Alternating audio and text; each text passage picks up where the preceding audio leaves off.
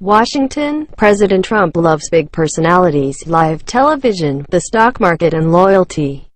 In choosing Larry Kudlow, a CNBC television commentator, to serve as the next director of the National Economic Council, he has checked all those boxes. Mr. Kudlow, often clad in a pinstripe suit and colorful tie, is a frequent pundit on the financial news channel where he opines about everything from the economy to the stock market to tax cuts and free trade. He is an unabashed prognosticator who relishes making the kinds of provocative statements that Mr. Trump has turned into an art form. He has lamented growing government dependency, touted tax cuts for the wealthy and lavished praise on high-flying corporate executives. Mr. Kudlow will assume the role of Mr. Trump's top economic advisor, replacing Gary D. Cohn, who said he would resign after losing a battle over the president's long-standing desire to impose large tariffs on steel and aluminum imports. Sarah Huckabee Sanders, the White House press secretary, said in a statement that Mr. Kudlow had been offered the job and that the administration would work to have an orderly transition. The decision to pick Mr. Kudlow, a longtime cheerleader of the president, is the latest move by Mr. Trump to surround himself with loyalists in high administrative posts. On Monday, Mr. Trump ousted Rex W. Tillerson as Secretary of State and said he would nominate the CIA Director, Mike Pompeo, to take his place. As with the Pompeo announcement, which took Mr. Tillerson and some others in the administration by surprise, Mr. Kudlow's selection startled some in the West Wing, who were unaware it was happening. In an interview on Wednesday afternoon, Mr. Kudlow said Mr. Trump had called him Tuesday night and offered the job, which he had immediately agreed to take. "I knew I was the guy because he offered it last night and I accepted," Mr. Kudlow said. The White House had not expected to announce his hiring until Thursday or Friday, Mr. Kudlow said, but by Wednesday morning, news of his likely naming was widespread. And then, the deluge came. Mr. Kudlow, who has publicly criticized the president's recently announced tariff plans, said Mr. Trump had a more nuanced view on trade than many people understood. He regards himself as a free trader. Mr. Kudlow said, he does not like to create obstacles, like tariffs, but he also has to protect the U.S.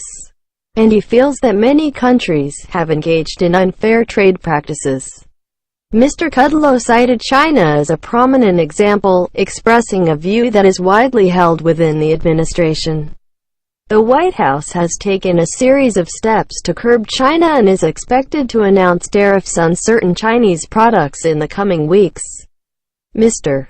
Kudlow has long espoused a traditional conservative embrace of free trade, but it remains to be seen how vocally he will push back on the growing ascendance of West Wing advisors who are trade skeptics and have urged Mr. Trump to adopt protectionist measures to protect American industry. Stock markets, which have been rattled by the White House tariffs, did not react positively to news of Mr. Kudlow's appointment on Wednesday. The Dow Jones Industrial Average was down more than 200 points for most of the afternoon, once news media outlets began reporting Mr. Kudlow was the pick. Mr. Kudlow is a radio and television commentator and an economics consultant. He was a zealous convert to the supply-side economic policies that swept the Republican Party in the late 1970s. He is a protege of the supply-side economist Arthur Laffer, with whom Mr. Kudlow worked on Ronald Reagan's 1980 presidential campaign.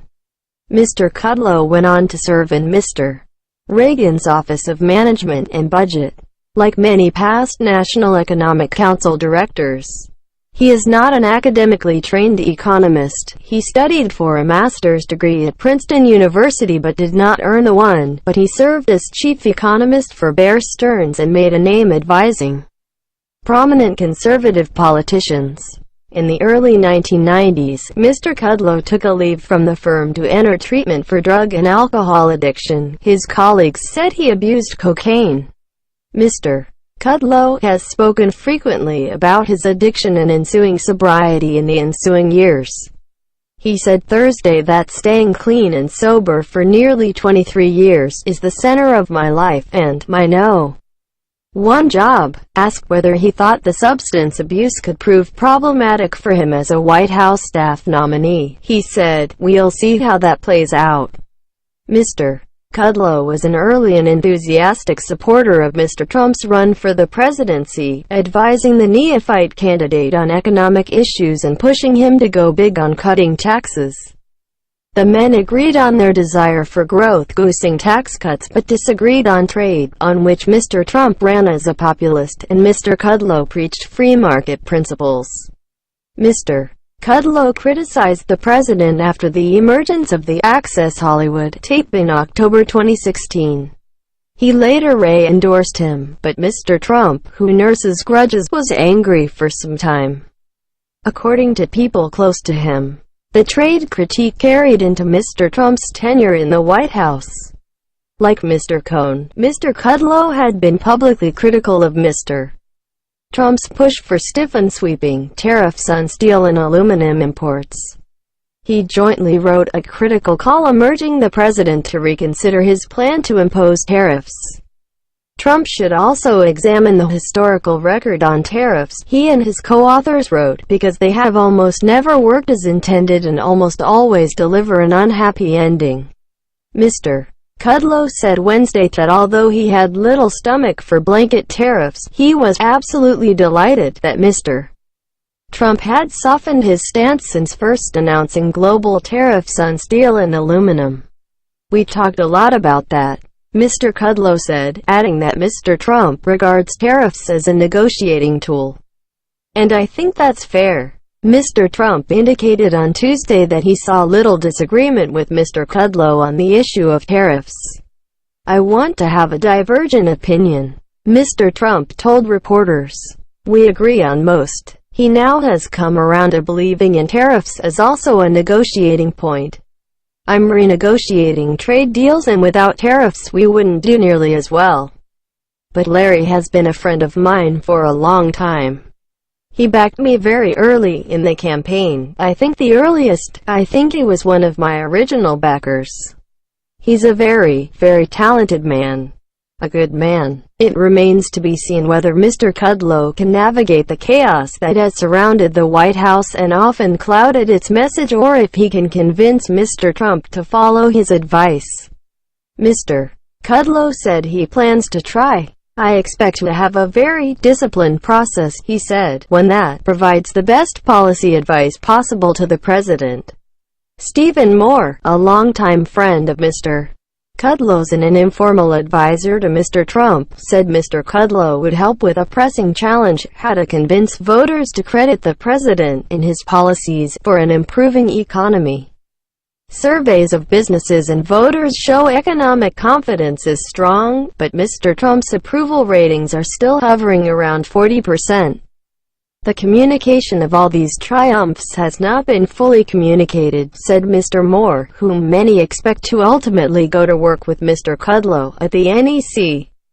After Republicans pushed a $1.5 trillion cut through Congress late last year, Mr. Kudlow praised it effusively, predicting it would usher in long-term annual growth of 3% to 4%, a more optimistic assessment than most independent economists have offered, and would help Republicans in this year's midterm elections. Gene Sperling, a former NEC director under President Bill Clinton and again under President Barack Obama, said Mr. Kudlow would have a difficult job, and that communicating happy economic news was the least of his tasks. The fundamental job of the NEC director is to ensure that the president is getting, in a fair way, the diverse advice of his economic cabinet, and to be the top economic person in the West Wing in advising the president on day-by-day and long-term matters. Mr. Sperling said, however good Larry may be on TV, it would be very, very sad if the president looked at this job as fundamentally promoting with the media whatever the president's political interests are.